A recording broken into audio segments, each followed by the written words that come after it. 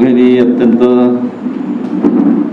आजच्या काळाला अनुसरून आणि व्यवस्थेची त्यांनी चिकित्सा केली, सुंदर असं विश्लेषण केलं, त्याबद्दल धन्यवाद. आज या गुलामगिरी विरुद्ध परिषदेमध्ये काही या ठिकाणी गणमान्य व्यक्तिमत्व आलेले आहेत, त्यांचं मी या ठिकाणी उल्लेख करतो आणि त्यांचं समितीच्या वतीने स्वागत करतो.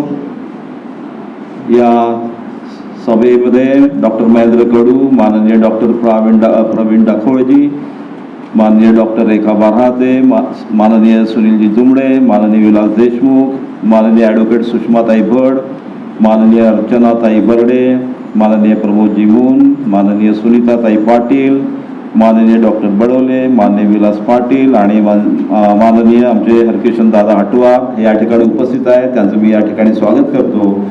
आणि यानंतर आपल्या विचारपीठावर जे कार्यकर्ते आहेत, चळवळीतले आहेत आणि महाराष्ट्रात जे सगळे त्यांना जाणतात असे चंद्रकांत दादा वानखेडे, तुम्हा सर्वांनाच माहीत आहे की सातत्यानं शेतकरी शेतमजुरांच्या आंदोलनामध्ये ते सक्रिय आहेत.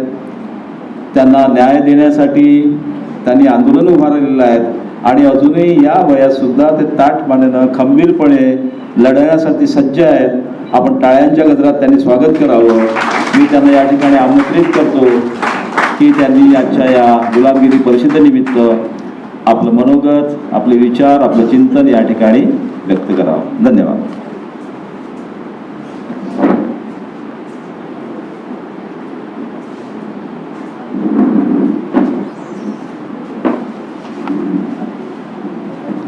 विचारपीठावरील आणि सभागृहातील सर्व मान्यवर मंडळी, घनश्याम दाभाडेंनी अखेर वय काढलंच माझं.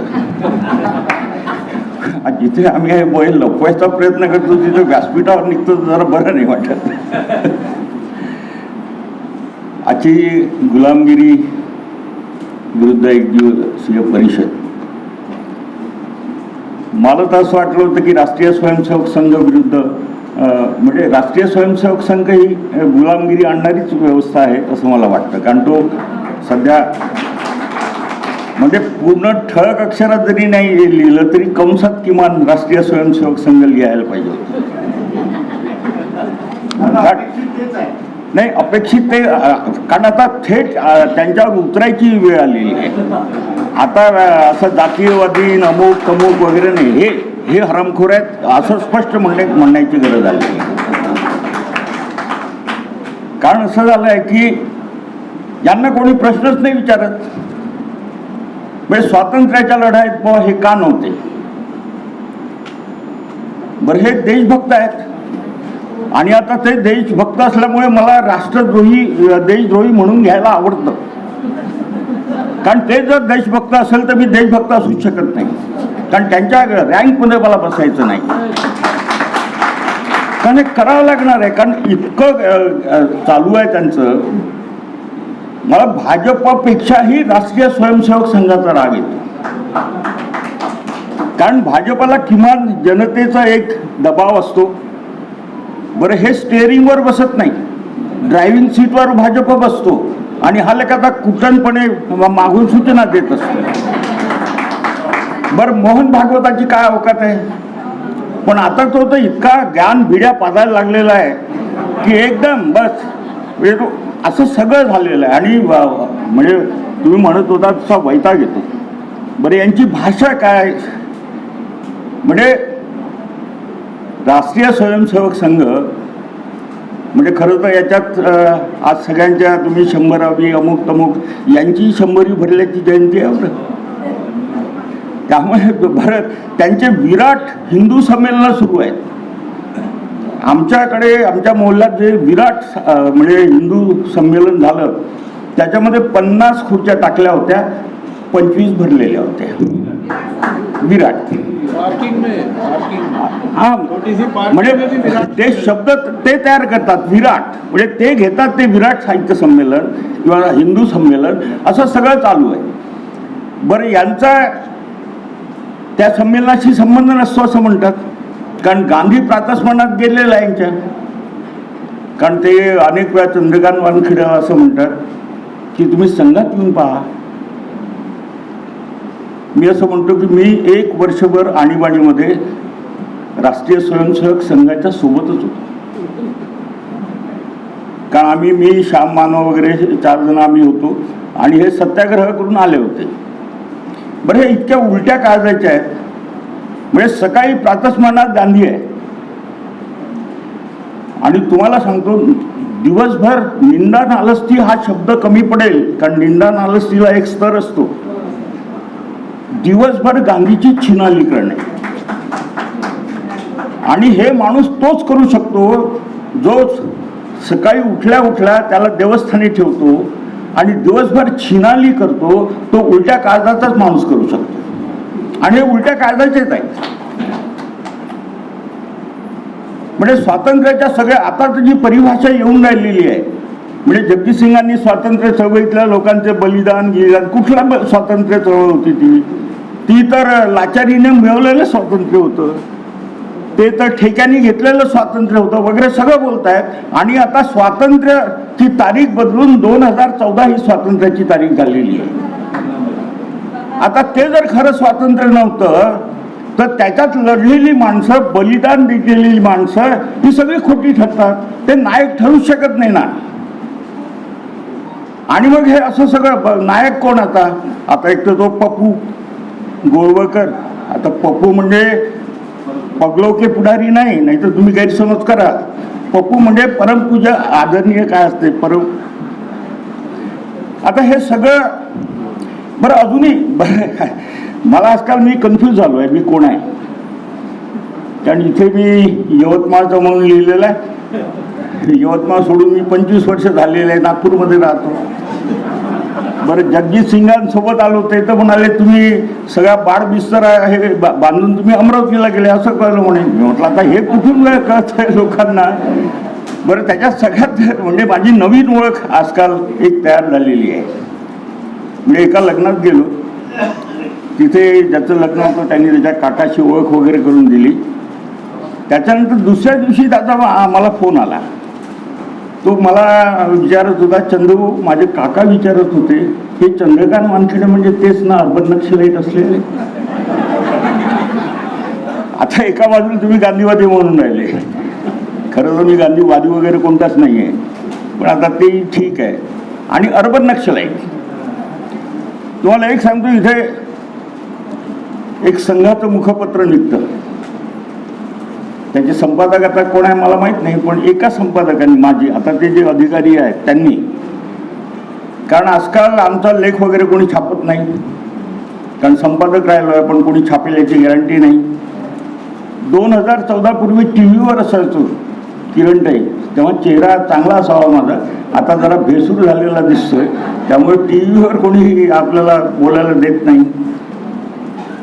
ते मग ते सोशल मीडियावर जे आहे थोडं बहुत लिहितो. बरं, त्या मुद्द्यावर कोणी बोलत नाही. हे जे येतात ट्रोल, त्याच्यात हा माणूस आला संपादक जो माझ्याशी अतिशय चांगला बोलतो. तो काय लिहितो, अरे काय तद्दन फालतू माणसाच्या संबंधात तुम्ही बोलताय, हा 1 नंबरचा लंपट आहे. चालू ते एकदम लागलं लंपट म्हणजे काय. 2-3 मिनिटं अस्वस्थ झालो. मग नंतर लक्षात आलं, अरे यांच्या लेखी तर गांधी लंपट होता आणि यांच्या लेखीत नेहरू लंपट होता. अरे चंद्रकांत वानखेडे म्हटलं तू गांधी नेहरूच्या रांगेत जाऊन बसला. बरं, आता लंपट आहे किंवा नाही याचा पडता बायकोशिवाय दुसरीकडे नाही घेत आहे. तिला दाखवलं बा, मी म्हटलं हे चंद्रकांत वानखेडे लंपट आहे असं म्हणतात. ती चिडली. म्हटलं चिडू नको, कारण आता थोर पुरुषात आपली गणना सुरू झाली. त्याच्यानंतर इथे मी 25 वर्ष राहतो आणि जो मला जो आल्या दिवसापासून इथे ओळखतो तो एक दिवस कोणीतरी मेल्यासारखा चेहरा करून आला. म्हटलं काय झालं काय. नाही म्हणे सिरियस मॅटर आहे म्हणे. म्हटलं काय झालं. नाही चंदूभाऊ म्हणे तुमचं सगळं चांगलं आहे म्हणे, पण तुम्ही 24 तास दारू पिऊन असताय ते बरोबर नाही. म्हणजे आता हे 24 तास दारू पिऊन असताय कुठून आलं. म्हटलं तुला कधी वाटलं का कसं. नाही म्हणे भरती खुशबू चालू आहे म्हणे की चंदूभाऊचं बाकी सगळं चांगलं आहे 24. अरे म्हटलं किंवा ड्रग ॲडिक्ट म्हटलं असतं तर एक स्टेटस राहिलं असतं. म्हणजे राहुल गांधी होताच ना ड्रग ॲडिक्ट. हे इतकी हलकट जमात आहे. जेव्हा तुम्ही मांडता आता मध्यंतरी एक साहित्य संमेलन होतं, अशोकला माहीत आहे. आता तिथे एकच ठरवलं होतं की बा 100 वर्ष झाल्याबद्दल यांचे एवढे हे झाले बोलतायत सगळे, आपण साहित्य संमेलनाचं वर्तमान म्हणजे राष्ट्रीय स्वयंसेवक संघावर बोलायचं. ते भाषण लिहून पाठवलं बा. आयोजकांचा फोन आला की हे बदला. मी म्हटलं भाषण तर नाही बदलत. ते म्हणाले, मी म्हटलं एक सोयीचा तुम्हाला हे सांगतो की अध्यक्ष बदलून टाका. अरे अध्यक्ष बदलला नाही, चंद्रकांत वानखेडे अध्यक्ष नाही राहिला, मग कोणीतरी नवीन आलं वगैरे वगैरे. हे सगळं सुरू आहे. आता खरा प्रश्न आहे की हे स्वातंत्र्याच्या लढाईत नसताना सुद्धा, हे स्वातंत्र्याच्या लढाईत नाही आहे. बरं, ललिता पवार जसे कुटन धंदे करतात सिनेमामध्ये, ललिता पवार याच्या कानात असं सांग, त्याच्या कानात तसं सांग, असे कुटन धंदे राष्ट्रीय स्वयंसेवक संघ करते. बरं, हे स्वातंत्र्याच्या लढाईत का नव्हते याचं काही एक्सप्लेनेशन देत नाही. पण गांधींनी भगतसिंगासाठी काय केलं? गांधींनी मग वल्लभभाई पटेलच्या ऐवजी नेहरूलाच का केलं? अरे तुम्ही कुटन धंदे बंद करा आणि तुम्ही नव्हते ना त्याच्यात. हे सगळे असे प्रश्न, म्हणजे इव्हन माझा आता अभ्यास असा आहे, डॉक्टर बाबासाहेब आणि गांधी हे युद्ध यांनीच लावलेलं आहे. धनंजय कीरांच्या याच्यामध्ये त्याचे पुरावे सापडतात. यांनी सगळ्या, बरं यांच्या याच्यामध्ये एवढे नपुंसक आहेत का? नपुंसकच आहे, कारण त्यांच्या इथे जन्म होत नाही. मग जिथे सुतिकागृह असेल तिथे नवीन बाळाच्या जन्माची वाट पाहतात आणि असा तो बाळ मग आपला म्हणून घेतात. विवेकानंद यांचा नव्हता, विवेकानंदाचं अपहरण झालेलं आहे. आता डॉक्टर बाबासाहेब आंबेडकरांचं गोवळकर गुरुजी आणि हेडगेवारांच्या मध्ये डॉक्टर बाबासाहेब आंबेडकर बसलेले आहे. म्हणजे एक मनुस्मृती जाणारा कोणाच्या रांगेत, तर मनुस्मृतीचा समर्थन करणारे. हे अपहरणाचंच आहे. मी तुम्हाला अजूनही इशारा देतो की हे सगळं अपहरण, मग ते डॉक्टर बाबासाहेब आंबेडकरांचंही अपहरण करतील, भगतसिंगाचंही करतील. हे अपहरण सुरू केलेलं आहे त्यांनी. आणि उद्या जाऊन असं म्हणतील की गांधीचे उत्तराधिकारी आम्हीच, डॉक्टर बाबासाहेबांचे उत्तराधिकारी आम्हीच. या फेजमध्ये ते आलेले आहेत, एवढं कृपा करून लक्षात घ्या. कारण आपल्याही लोकांना अरे आमच्या बाबासाहेबांचा फोटो हेडगेवाराच्या आणि त्या याच्या, अरे आता आक्षेप घेण्यासारखा विषय आहे ना. आणि मग त्यांचा एक भामटा येतो पोंक्षे नावाचा, तो असं म्हणतो की मनुस्मृती वाचल्याशिवाय जाळली. अरे बरं, जाळली कोणी हेही माहीत आहे तुला? मग त्या डॉक्टर बाबासाहेब आंबेडकरांचा हेडगेवार आणि गोळवळकरच्या मध्ये फोटो लावतो आणि बाबासाहेबांनी न वाचताच ती जाळली असंही तू म्हणतो. हे बहुरूपी आहेत. म्हणजे चेहरा आणि मुखवटा हे यांचं तत्वज्ञान आहे. तुम्हाला सांगतो, जेव्हा म्हणजे हिंदू कोड बिलाच्या संदर्भात म्हणजे बाबासाहेबांचं आणि यांचं नाराजी झाली बाबासाहेबांची पंडित नेहरूच्या प्रती. पण वास्तविकता ही होती की काँग्रेसच्या अंतर्गतच हिंदू कोड बिलाला प्रचंड विरोध होता. म्हणजे नेहरू तर दोन्ही बाजूंनी दणके खात होते. म्हणजे काँग्रेसच्या अंतर्गत म्हणजे राजेंद्र प्रसाद सगळे म्हणजे असे जवळपास विरोधात आहे. आणि एक लक्षात आलेलं आहे की त्यावेळेस लोकसभेच्या निवडणुका आलेल्या आहेत आणि सगळ्यांनी भीती घातलेली आहे की लोकसभेमध्ये काय होईल. त्यामुळे बाबासाहेबांनी नाराज होऊन राजीनामा दिला. बरं, यांचे मोर्चे चालू होते हिंदू कोड बिलाच्या संदर्भात. हे राष्ट्रीय स्वयंसेवक संघ म्हणत होते की हिंदू कोड बिल हा हिंदू धर्मावर टाकलेला अणुबॉम्ब आहे. आता अणुबॉम्ब म्हणजे काय माहीत नाही. मग त्याच्यानंतर बाबासाहेबांचा निषेध, बाबासाहेबांचा सत्यानाश हो, पंडित नेहरूंचा सत्यानाश हो, अशा घोषणा, त्यांचे पुतळे जाळले. आणि मग त्या जिथे ज्या रामलीला मैदानावर हा त्यांचा मोर्चाचा कार्यक्रम झाला तिथे शेख अब्दुल्लाची गाडी झाली. कारण मुसलमान आल्याशिवाय जर बळ येत नाही, कारण शेख अब्दुल्लाचा काही संबंध नाही, पण त्याची गाडी झाली. असा सगळा इतिहास आहे. त्याच्यानंतर हिंदू कोड बिल टप्प्याटप्प्यांनी त्यांनी आणलं, पण ते आणलेलं आहे एवढं लक्षात घ्या. त्यामुळे मला स्वतःला असं वाटतं की मूल्याधार तुमचा आमचा सारखा आहे आणि मूल्याधार त्यांचा सारखा आहे. त्यांनी आता तपशिलात भांडणं बंद करावं असं मला वाटतं. कारण स्वातंत्र्य, समता, बंधुता हे मानणारे आपण लोक आहोत. तुम्ही या व्यासपीठावरचे सगळे लोक, सभागृहातले सगळे लोक, त्यांनी आता गांधींनी काय केलं, अरे ठीक आहे ना, गांधीचं करायसाठी ते आहेत ना, शिनाली करायसाठी, तुमची गरज नाही ना. पण यांचा मूल्याधार सगळा सारखा होता. ज्यांचा मूल्याधार सारखा आहे त्यांनी कृपा करून आता ही भांडणं सोडावी, नाही तर मरण अट आहे. बरं, दुसरं असं किंवा हे म्हणजे स्वातंत्र्याच्या लढाईत का नव्हते, मला हा प्रश्न पडायचा नेहमी. स्वातंत्र्याच्या लढाईमध्ये नव्हते हे विधान सुद्धा चुकीचं आहे, अर्धवट आहे. 1920 पर्यंत स्वातंत्र्याच्या लढाईत हे लोक होते. जेव्हा लोकमान्य टिळकांचं नेतृत्व होतं तेव्हा हे स्वातंत्र्याच्या लढ्यात होते. पण नेहरूंचं गांधीचं नेतृत्व आल्यानंतर हे स्वातंत्र्याच्या लढ्यातून बाहेर पडायला लागले. का पडायला लागले? कारण 1920 पर्यंत एक व्याख्या अशी होती, कारण 1818 मध्ये ब्रिटिशांचा झेंडा म्हणजे त्या पेशवे वाड्यावर, शनिवार वाड्यावर लागला होता आणि विष्णू शास्त्री चिपळूणकरांपासून एक अशी लाईन दिली होती की ज्या अर्थी चित्पावन ब्राह्मणांचं राज्य गेलं, आता चित्पावन ब्राह्मणांचं राज्य गेलं आणि ब्रिटिशांचं राज्य आलं तर ते बहुजनांवर त्यांचा विश्वास नाही. ते क्लिअर असं म्हणतात, ज्या अर्थी चित्पावन ब्राह्मणांचं पेशव्यांचं राज्य गेलं म्हणजे चित्पावन ब्राह्मणांचं राज्य गेलं, त्या अर्थी चित्पावन ब्राह्मणांनीच हे राज्य मिळवलं पाहिजे आणि चित्पावन ब्राह्मणांनीच सत्ता भोगली पाहिजे. ही स्वातंत्र्य लढ्याची एक रेष आखलेली होती. आणि त्यावेळेस आठवत असेल की राजकीय स्वातंत्र्य पाहिजे, सामाजिक स्वातंत्र्य नको. हा वाद फुले, आगरकर या सगळ्या मंडळींचा झालेला आहे. फुले आणि आगरकरांचं म्हणणं असं होतं की नुसतं राजकीय स्वातंत्र्य मिळून जमणार नाही, आर्थिक सामाजिक स्वातंत्र्य सुद्धा असलं पाहिजे. ही माणसं अलग होती. आणि त्यावेळेस गांधी एक आल्यानंतर गांधीने 1916 मध्ये पहिल्यांदा सुरुवात केलं की बरं, त्यावेळेस श्रीधर विठ्ठल दाते नावाचा एक टिळक भक्त होता. त्यांनी तर अल्टिमेटम दिला असा होता की काँग्रेसच्या व्यासपीठावर सामाजिक प्रश्नाची चर्चा झाली आणि सामाजिक प्रश्नांची चर्चा करून जर व्यासपीठ मिटायला गेलं तर आम्ही पेंडॉल पेटवून टाकू, इथपर्यंत दहशत होती. गांधींनी ते सगळे प्रश्न आणले. म्हणजे 1916च्या याच्यामध्ये लखनौच्या अधिवेशनामध्ये शेतकऱ्यांचा प्रश्न आणला आणि 1920 मध्ये तर इथे जे काँग्रेसचं अधिवेशन झालं त्यावेळेस अस्पृश्यता निवारण्याचाही विषय व्यासपीठावर आला. आणि हे सगळे चौताळले की गांधींनी नेतृत्व करणारा स्वातंत्र्य हे बाटलेलं आहे, ही त्यांची कल्पना आहे. म्हणजे यांनी व्यासपीठ बाटवलेलं आहे, गांधींनी स्वातंत्र्य बाटवलेलं आहे आणि हे बाटलेलं स्वातंत्र्य नको, त्यांना 16व्या ओव्यातलं स्वातंत्र्य पाहिजे होतं, म्हणून त्यापासून ते अलग झालेले आहेत. हे जरा समजून घ्या. कारण टिळकही 16व्या ओव्यातले होते.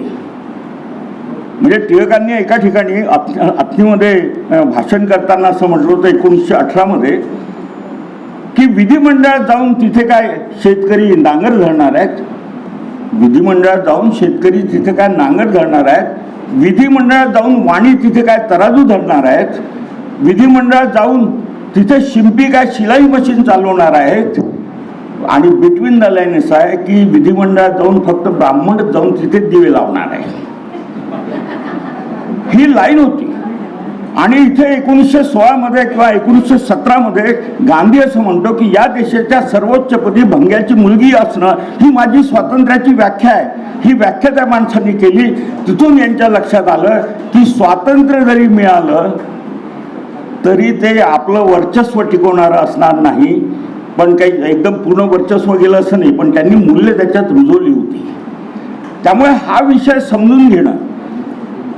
मग हे काय करतात, प्रचंड बदनामी करतात. मध्यंतरी त्या रेशीमबाग मधला एक तो मनोहर किडे का भिडे, रेशीमबाग मध्ये किडे असतात असं माहिती आहे, त्याच्यामुळे तो एक किडा असं म्हणाला की गांधीची छिनाली यांनी भरपूर केलेली आहे. ते काय एक वर्षभर ऐकलेले आहे मी, ते छिनाली काय प्रकारे करतात. तो असं म्हणतो की गांधी याचा बाप दिवाण होता आणि ज्या राज्यात हा दिवाण होता तिथे हा चोरी करतो. म्हणजे गांधी तर हलकट आहेच, पण याचा बापही चोर आहे. बरं, चोरी करतो, चोरी सापडते पण ऐवज सापडत नाही. हे जाहीर भाषण आहे मनोहर भिडेचं. आणि मनोहर भिडे असं म्हणतो की ती पैसा सापडत नाही म्हणून तो जो राजा आहे तो तो त्या दिवाणाला म्हणतो किंवा गांधीच्या वडिलांना म्हणतो, तुझी बायको माझ्याकडे पाठव. आणि मग त्याच्यामधून गांधीचा जन्म झाला अशी स्टोरी सांगतो. नालायकी त्याच्यावर एक खटल दाखल होत नाही हो. हे जाहीरपणे, पूर्वी कुजबूज मोहिमेच्या अंतर्गत बोलायचे, आता जाहीरपणे बोलतात. आणि हे जे त्यांचं आहे नॅरेटिव्ह सेट करणं, म्हणजे गांधी मुसलमानाशी कनेक्शन लावून दिलं आहे त्यांनी आता. त्याच्यानंतर पंडित नेहरूचं कनेक्शन मुसलमानाशी जोडलेलं आहे. बरं, जे त्यांना असं वाटतं म्हणजे जसं कबीराचं कनेक्शन, आता कबीर मुसलमान आहे. आता मुस्लिम माणूस इतका प्रतिभावंत असतो हे तर काही बरोबर नाही. मग कथा अशी की सडकेवर एक लहान मूल दिसतं.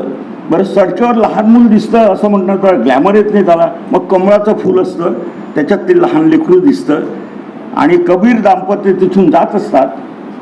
बरं, तिथे हे मूल दिसतं, ते घरी आणतात, तिथं कास्ट सर्टिफिकेट ठेवलेलं असतं. हो, कारण एका ब्राह्मण विधवा स्त्रीचं हे मूल आहे हे कसं समजलं? पण कथा, एका ब्राह्मण विधवा स्त्रीपासून झालेलं मूल म्हणजे कबीर. कारण तो मुसलमान असून नाही चालत, तो ब्राह्मण असला पाहिजे. आपलं रविदासची कथा, रविदास चांभार आहेत आणि प्रचंड प्रतिभावंत माणूस आहे. परत वर्णवर्चस्वाची आणि वर्णश्रेष्ठत्वाची जी हे आहे थेरी गडगड होते ना, मग कथा, परत तिथं कथा आहे. कथा अशी आहे की वाराणसीला रामानंद स्वामी नावाचे एक महान वगैरे असतात, ते सगळे महानच असतात त्यांच्या गोटातले, आणि त्यांचा शिष्य परिवार आहे. आणि हा जो शिष्य परिवार आहे तो भीक मागून खातो, पण त्याला भीक नाही म्हणायचं, आपण माधुकरी म्हणायचं. हे समजून घ्या. कारण अरे तुझ्या काय डोक्यात शेण भरला आहे का? तू काय शेण खात असतो का? पण हे जे खातात ते पंचगव्य असतं, शेण नसतं. आणि पंचगव्य म्हणजे शेणच असतं, फक्त शब्द बदलतो, पंचगव्य खातात. आता ते रामानंद स्वामी, मग तो शिष्य परिवार हे माधुकरी मागून आणतात, मग त्याचा नैवेद्य करतात. आणि ठाकूर महाराज, म्हणजे उत्तर प्रदेशामध्ये ठाकूर महाराज म्हणतात देवाला, त्याला नैवेद्य चढवतात. आणि एक दिवस ते नैवेद्य ठाकूर महाराज खात नाही. रामानंद स्वामी अस्वस्थ होतात, काय झालं देवा, काय बिघडलं, इतके वर्ष तुम्ही नैवेद्य खात होते, आता खात नाही. तो म्हणतो, तुझ्या एका शिष्याने एका वैश्याकडनं माधुकरी आणली आणि त्या वैश्याचा संबंध चांभारशी होता आहे.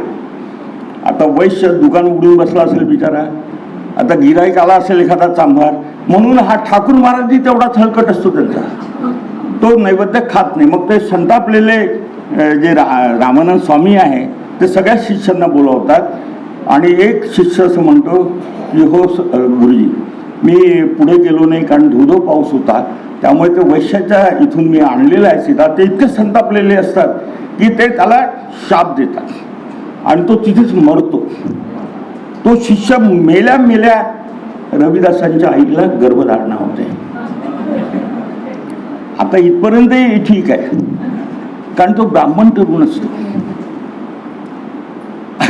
जन्म झाला रविदास म्हणजे नैसर्गिकरित्या रडत नाही आणि आईला प्रश्न विचारतो, आई तू तर चांभार आहेस ग आणि मी तर ब्राह्मण आहे, तुझं दूध कसं पिऊ?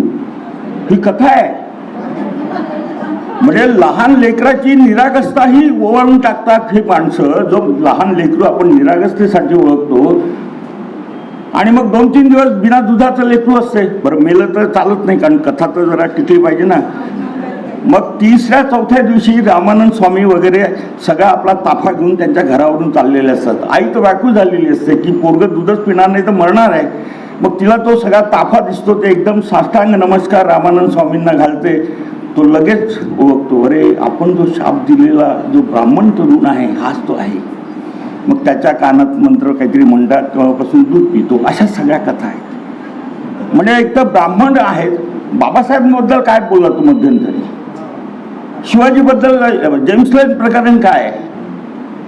म्हणजे कुठेही आमच्या श्रेष्ठत्वाचा टेमा मिरवण्यासाठी कथा तर इतक्या रस्तात. हे म्हणजे राजू दीक्षितचं नाव ऐकलं असेल, एकदम थोर झाले होते ते मध्यंतरी. मला वाटतं मी संपादक असताना सेवाग्रामला लागली उधळी असा एक हे केला होता, एपिसोड केला होता. आणि मग ते खळबळून सेवाग्राम आश्रम झालं. तर मी ते पाहायला गेलो होतो काय चालू आहे, उधळीचा बंदोबस्त वगैरे. तर वर ते लाकडाचं सगळं आहे, तर ते सगळं उधळी नष्ट करत होते. आणि मी खाली रूममध्ये पाहतो तर राजीव दीक्षित होता. मी जोराने ओरडलं, रे उधळी तिकडे नाही खाली लागली आहे म्हटलं. तो राजीव दीक्षित, त्या राजीव दीक्षितचं एक यूट्यूबवर भाषण आहे. भाषण इतकं आहे की तो असं म्हणतो की लंडनमध्ये हॅरिस कॉलेज आहे, त्या हॅरिस कॉलेजमध्ये नेहरू, एडविना आणि जिना एकाच वर्गात शिकत होते. एडविना सुंदर होती त्यामुळे नेहरू भाळले, आणि एडविना सुंदर असल्यामुळे जिनाही एडविनावर भाळले. मग ही एडविना आहे ती दोघांनाही कुशलतेने मॅनेज करायची. पण नेहरूंना हे समजतं की जिनाचंही प्रेम एडविनावर आहे आणि जिनालाही समजतं की नेहरूचं प्रेम एडविनावर आहे. म्हणून यांच्यात खटके उडायला लागतात. खटके उडता त्यांच्यामध्ये वैमनस्य तयार होतं, आणि या वैमनस्यातून पुढे भारत पाकिस्तान तयार होतं.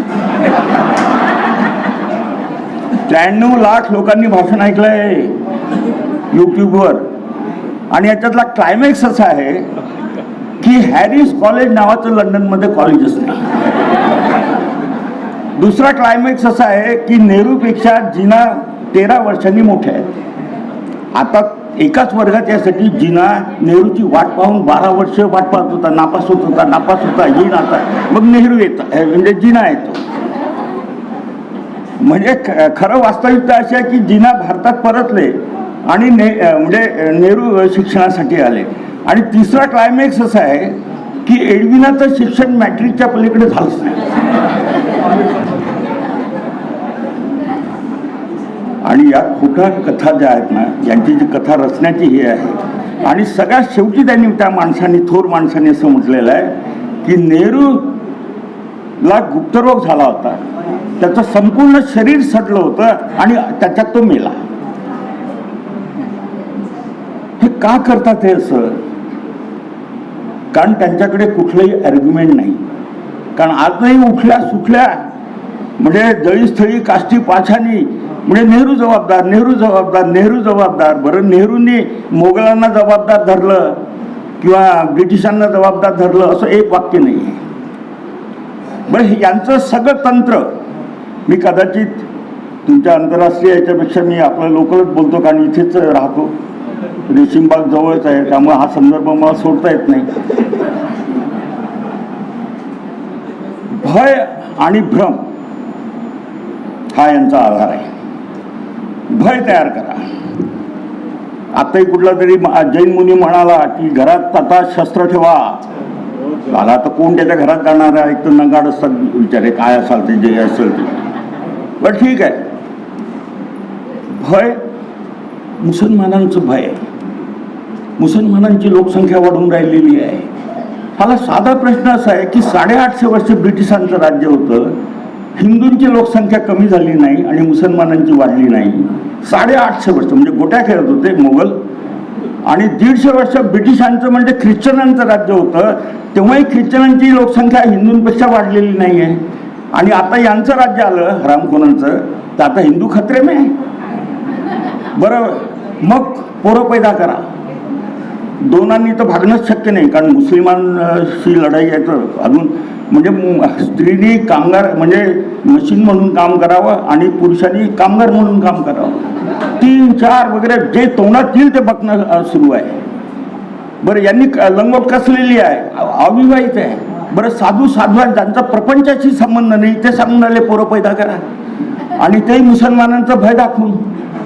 बरं, तुम्ही मला सांगा की लोकसंख्या हिंदूंची कमी झाली असेल, याच्यात विवेकानंदांनी स्पष्टपणे सांगितलेलं आहे की ब्राह्मण नावाच्या राक्षसांमुळे त्यांनी अन्याय अत्याचार केले, त्याच्यामुळे लोकसंख्या जी आहे, खालच्या तळची जी लोकसंख्या आहे, त्या अत्याचाराला कंटाळून धर्मांतर करतायत. आणि इथे आपण दीक्षाभूमीवरचं धर्मांतर पाहिलं. लाखो लोक एका धर्म सोडून गेले, ते काही मुस्लिमांच्या अन्याय अत्याचाराला कंटाळून गेले होते. म्हणजे जेव्हा 1926 मध्ये 1936 मध्ये मी हिंदू म्हणून जन्माला आलो असलो तरी हिंदू म्हणून मरणार नाही असं 20 वर्ष त्या माणसांनी वाट पाहिली. आणि 20 वर्षात या धमकीचा काहीही परिणाम होत नाही म्हटल्यानंतर 20 वर्षानंतर धर्मांतर केलं आणि हे धर्मांतर या RSS वाल्या प्रवृत्तींनी झालेलं आहे. कारण यांनी जर नीट वागणूक दिली असती हे धर्मांतर झालं नसतं, पण भय मुस्लिमांचं. त्यामुळे मला स्वतःला मी एक मिशन हे घेतलं आणि माझी आता शेवटची इच्छा अशी आहे की राष्ट्रीय स्वयंसेवक संघाच्या लोकांनी घरातून खेचून मला बाहेर रस्त्यावर ठेचून मारावं आणि ते पूर्ण होईपर्यंत मी माझे तोंड चालूच ठेवणार. कारण हे करत नाही लोक, कारण त्या गुळमुळीत भाषेमध्ये आता नाही, डायरेक्ट हा माझा शत्रू दिसतोय मला आणि यांच्याशी लढावं लागेल, स्पष्टपणे बोलावं लागेल. मग ते लंपट म्हणतील, दारुड्या म्हणतील, अजून काय काय म्हणतील याची पर्वा न करता बरं ते तुमचे सगळे व्यासपीठं बंद करतील, हे सगळं मला माहीत आहे. ते कसे वागतात, काय वागतात. कारण आजकाल माझे चांगले मित्रसुद्धा माझ्याशी आयडेंटिफाय होत नाही. कारण चंदूभाऊशी आयडेंटिफाय झालो आणि संघाच्या माणसानं पाहिलं तर आपलं काय होईल अशी एक दहशत आहे. म्हणजे सांस्कृतिक वर्चस्वादाची एक त्यांची भूमिका आहे. त्यामुळे या लढाईत, गुलामगिरी विरुद्धच्या लढाईत, कंसात राष्ट्रीय स्वयंसेवक संघाच्या विरोधातल्या लढाईत मी आहे. बरं, यांची हे देशप्रेमी म्हणजे काय, देशासाठी काय केलं आहे. बरं, देश म्हणजे कोण, मी आणि माझी जात म्हणजे देश, मी आणि माझी जात म्हणजे देश, आणि या जातीच्या हितसंबंधासाठी केलेलं कार्य म्हणजे राष्ट्रकार्य, ही यांची व्याख्या आहे. आणि हे स्पष्टपणे विचारधनमध्ये गुरुजींनी मांडलेलं आहे. गुरुजी एक किस्सा सांगतात, ते असं म्हणतात, बरं ते आपल्या तोंडाने नाही सांगत, ते जसं म्हणतात, लाला हरदयाल एक थोर पुरुष होते. तोपर्यंत गुरुजींनी सांगेपर्यंत हे नावही मी ऐकलेलं नसतं. तुम्ही ऐकलं की नाही माहीत नाही. लाला हरदयालचं नाव ऐकलं का? बहुतांशी पहिल्यांदाच असतील. हां, आणि मग या थोर पुरुषांनी सांगितलेला हा किस्सा आहे.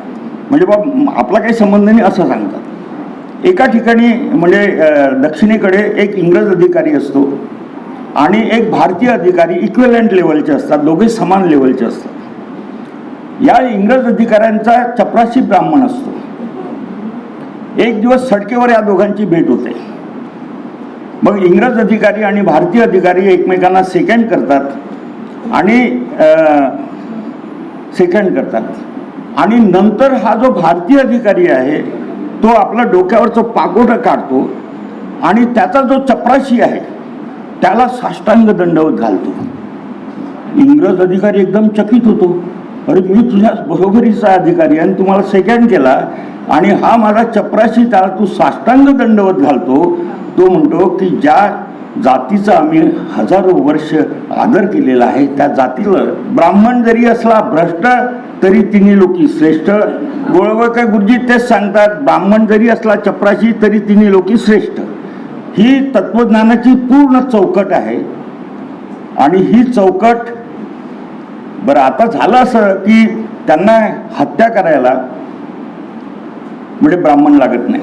म्हणजे गांधी हत्येच्या वेळेस 7 आरोपी आहेत, 8 आरोपी आहेत, त्याच्यात 7 ब्राह्मण आहेत. जॅक्सन हत्याकांडामध्ये 36 आरोपी आहेत, त्याच्यात 37 पैकी 36 ब्राह्मण आहेत, चित्पावन ब्राह्मण आहेत. आता दाभोळकरची हत्या करायला बहुजनच आहेत भरपूर, त्याच्यामुळे त्यांना काही आणायची गरज नाही. मला स्वतःला असं वाटतं की ही लढाई आहे आणि याचे ओरिएंटेशन कॅम्प घेण्याची गरज आहे. कारण यांनी बाबासाहेबांबद्दल फार घाण बोलले आहे तो संविधानाच्या वेळेस. म्हणजे त्यांच्या लेखी मनू हा हिमालयाच्या उंचीचा माणूस आणि मनूला फाईट करणारे बाबासाहेब म्हणजे अंगठ्या एवढे उंचीचे माणूस, असं त्या सगळ्या ऑर्गनायझरचे सगळे अंक आहेत. पण आता ते याचंही एक्सप्लेनेशन देत नाही. बरं, हे भाषेची मोठी मजा करतात आजकाल. बरं, समता शब्द ते वापरत नाही, समरसता शब्द वापरतात. आता समरसता याचा अर्थ काय आहे? समता असू शकत नाही, कारण समता शब्द अस्तित्वात असताना समरसता शब्द वापरतात. पण तो अर्थ ते सांगत नाही, काही सांगत नाही, समरसता वापरतात. आता सगळ्या पत्रकार, बहुतांशी पत्रकार समरसता शब्द वापरतात. बरं, मग समता शब्दाचा अर्थ जर समरसता इक्विव्हॅलंट असेल तर समता शब्द असताना तो आणायची गरज नव्हती. समरसता या शब्दाचा अर्थ साध्या सोप्या भाषेमध्ये असा आहे की एका वाघाच्या तोंडामध्ये बकरी सापडलेली आहे आणि वाघाने त्याची मानगुटी धरलेली आहे, ती बेबे करण्याचा प्रयत्न करते आहे, हातपाय झाडायचा प्रयत्न करते आहे, ओरडते आहे. समरसतेचा अर्थ वाघाच्या तोंडात बकरी सापडल्यानंतर तिने प्रतिकार करायचा नाही, तिने आवाज करायचा नाही, बेबे म्हणायचं नाही, प्रसन्नपणे समाधानाने मोक्षप्राप्ती झाली या भावनेतून वाघाच्या पोटात समरस व्हायचं. ही समरसतेची व्याख्या आहे. कारण तुम्ही तसेच राहा आणि याच्यात तिने आनंदही मानला पाहिजे की वाघाच्या पोटात जाते मी, याच्यात आनंद मानला पाहिजे, मोक्ष प्राप्तीचा आनंद घेतला पाहिजे. ही समरसता आहे. मला स्वतःला असं वाटतं या शब्दांविरुद्ध सुद्धा म्हणजे समरसता एखाद्या पत्रकाराने किमान त्याला टोचलं पाहिजे की समरसता म्हणजे काय सांग. अरे साध्या एका शब्दात त्यांनी गांधीला राक्षस ठरवून टाकलो. म्हणजे सगळ्या लोकांची हत्या होते, फक्त गांधीचा वध झालेला आहे. आता वध म्हणजे फक्त राक्षसांचा होत असतो. म्हणजे रावणाचा केलेला वध असतो आणि वध करणारा जो आहे तो परमेश्वर असतो आणि ज्याची हत्या किंवा वध होतो तो राक्षस असतो. 60 वर्ष हा शब्द वापरला गेला, गांधीचा वध, गांधीचा वध. याचा अर्थ असा की गांधी खलनायक ठरवला गेला आणि हा नायक ठरला गेला. नथुराम गोडसे नायक कशाचा, परमेश्वराचा अवतार ठरवला गेला. आणि आज जर कोणी नथुरामाचं मंदिर उभा करण्याची गोष्ट करत असेल तर ते तर्कसंगत आहे वधाशी, कारण तो परमेश्वराचा अवतार आहे. आणि परमेश्वराची मंदिरं काढायची, रामाचं झालं, त्याच्यानंतर कृष्णाचंही झालं, आता नथुरामाचंही होईल ना, कारण तोही परमेश्वरच आहे. हे असं कंपल्शन जे देतात, म्हणजे शेणाला पंचगव्य म्हणतील, हत्येला वध ठरवतील, राक्षस ठरवतील, आपली ती भीक नाही, आपली ती माधुकरी असं ठरवतील. हे सगळे जे सांस्कृतिक असे हे आहेत ना. मी हर्षवर्धन सपकाळ मध्यंतरी आले होते, मी म्हटलं राजकारण खूप केलं काँग्रेसने, म्हटलं आता सांस्कृतिक राजकारण करण्याची गरज आहे. आणि म्हटलं हेही लक्षात घे की सांस्कृतिक राजकारण करता करता तूही लंपट होशील आणि तूही दारुड्या होशील म्हटलं एवढी. त्यामुळे मला असं वाटतं विषयांतर करून बोललो असेल तर माफ करा, पण म्हणजे माफी मी मागत नाही, कारण मी स्वातंत्र्यवीर सावरकर नाही.